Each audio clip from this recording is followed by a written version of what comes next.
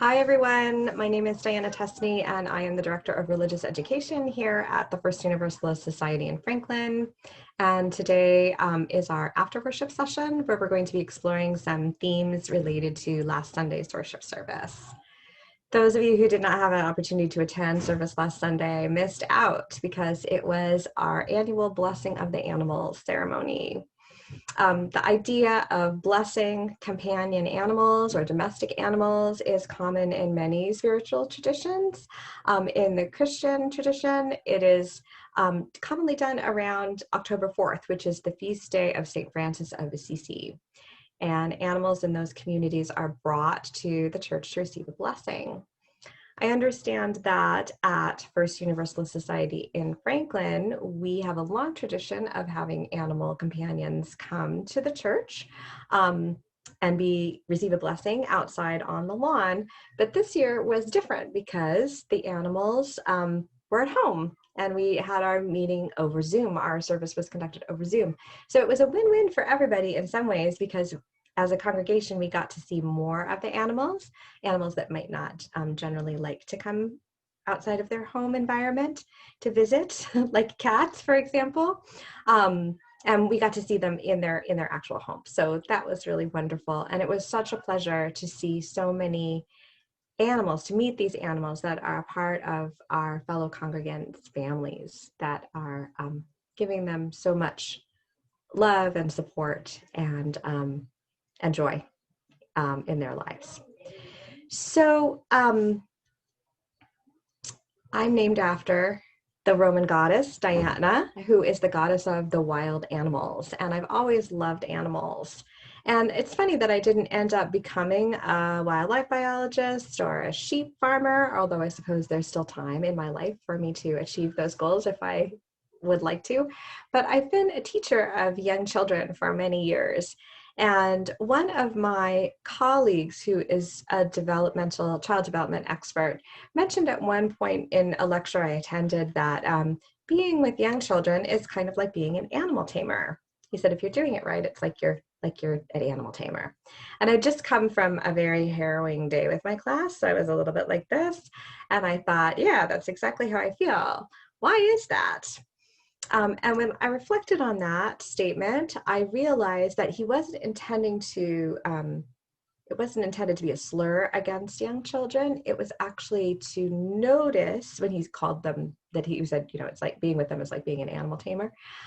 It was to acknowledge that young children are very much in the present moment. There's a part of them that is still connected to that free, wild, animal nature that we have in all of us that is present, unfiltered, so to speak. It isn't domesticated and it isn't hiding behind social conventions.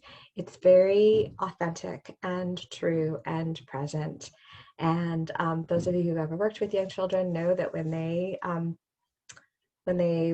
think a thought, they say it. And it's often very funny to hear what comes out of their mouths.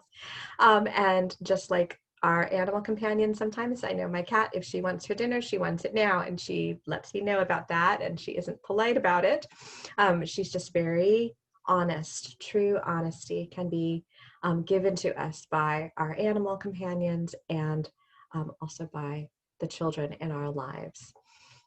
Michelle played a beautiful song for us at the service that I'd like to read a few lines to you from. It was called Bless the Beasts and the Children.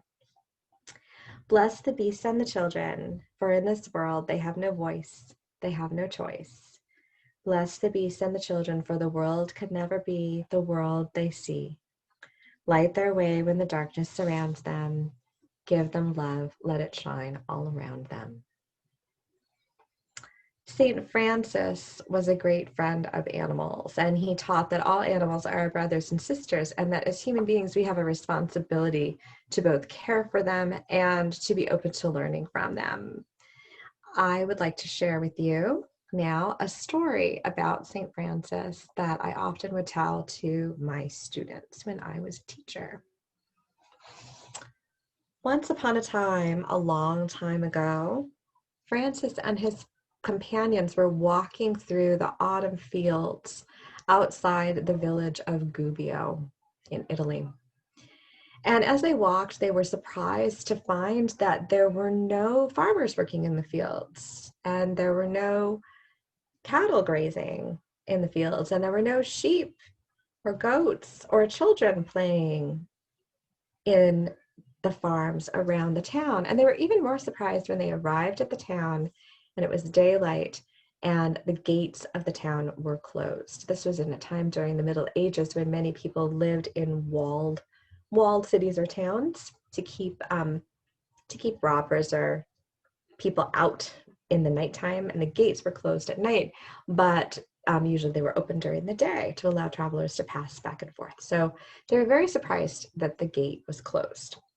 And as they approached the gate, a sentry ran down and quickly opened the gate and said, come in, quickly, quickly, clanged the doors shut behind them.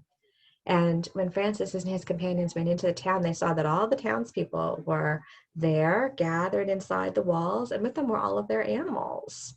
And they all looked scared and worried. And he was brought right before the leaders of the town and informed that a fierce wolf had come out of the forest and was attacking the livestock.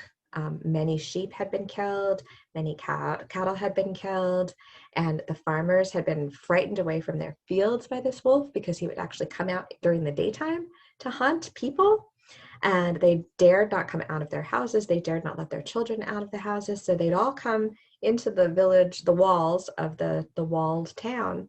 And several brave men had been sent out to try to slay the wolf, and none of them had ever returned. So this whole village was being held captive by this fierce wolf. I will go and talk to the wolf, said Francis. Oh no, said the people. Oh no, you'll be torn to pieces. What are you doing?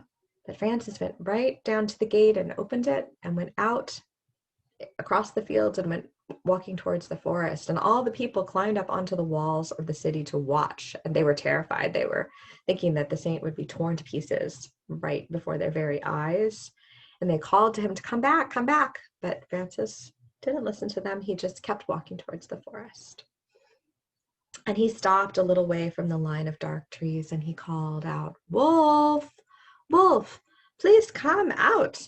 Your brother Francis wants to speak to you. And then he waited. And for a while, nothing happened. But then in the forest, a shadow began to move among the other shadows. And then two red eyes could be seen glowing in the darkness and the gleam of white teeth. And suddenly a huge wolf came charging out of the forest, snarling and growling and going right for Francis, who stood calmly as this wild beast came bearing down upon him. But when the wolf was just about to jump onto Francis, he stopped short and looked right at Francis's eyes. And then anyone who's ever had a dog, you know that they sometimes do this. He got down on his belly and then crawled on his belly to the saint's feet and put his nose right on Francis's feet. And Francis patted the wolf and said, there, my brother, we are all friends here. I am sorry that things have not been going well for you. Let me take a look at you. And he said, my, you're a fine, enormous beast, so big and strong, but I can see your ribs through your fur coat. Have you been having trouble finding food? It looks like you're very, very hungry. And the wolf ducked his head and wagged his tail a little bit, Francis. Oh, well, that explains a lot, said Francis. However, Wolf, it was not right of you to take those sheep and to attack those farmers and to kill those men who came to get you. That was not well done. You should not have done those things. And the wolf bowed his head and covered his eyes with his paws. Francis spoke very sternly. He said, Wolf, I know that you have done wrong, and I think that you know it too. If you will ask forgiveness and apologize to the people of Gubbio, I am sure that they will be friendly towards you and they will not let you starve. if you will promise not to take any more of their livestock and to let them live in peace and not be afraid of you, then I think that they will help you. Would you agree to that bargain?" And the wolf, who'd been crouched on the ground, jumped up and he started to frisk around like a puppy, dance around Francis and wagging his tail and laughing with his mouth, with his long teeth and his tongue hanging out, as dogs do. And Francis smiled at the wolf and he said, "Clearly you are agreed." And he turned to the walls of the town and he said, "People of Gubbio, this wolf is sorry for the misdeeds that he has done and would like to be your friend and brother. If he promises not to harm you or your livestock, will you promise to feed him when he's hungry so that he does not come in a hunger to the walls of your village again? Will you promise to help him, and in return he will promise not to hurt you?" And the people, when they saw this wolf just sort of frisking around and jumping around St. Francis like a dog, they were like this, "Ah!" And they said, "Yes, yes, we will promise. We will promise to feed Brother Wolf and take care of him if he promises not to hurt us." And from that day forward, the people of Gubbio and the wolf lived in harmony together. The people would leave food out on their doorsteps at night, and if the wolf had difficulty finding food to eat in the forest, he would come through the village and he would eat the food that they put out for him, and the wolf became very tame. The young children of the village even would come out into the street and give him food and pat him and stroke him and call him our brother wolf. And he lived among the people of Gubbio for many, many years. And if you go to that village, you can actually see a statue that commemorates this event.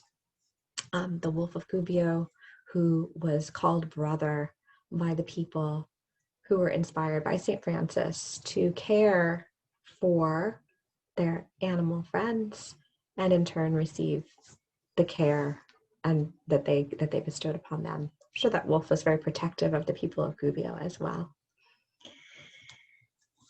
So that is a story for you of St. Francis, and I have a blessing. I'd like to share with you the blessing that is given to the animals in the Franciscan tradition during the blessing of the animals.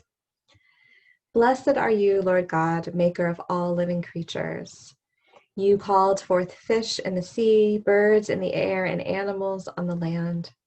You inspired St. Francis to call all of them his brothers and sisters. We ask you to bless the animals in our lives. By the power of your love, enable them to live according to your plan. May we always praise you for all your beauty in creation. Blessed are you, Lord our God, in all your creatures. Amen."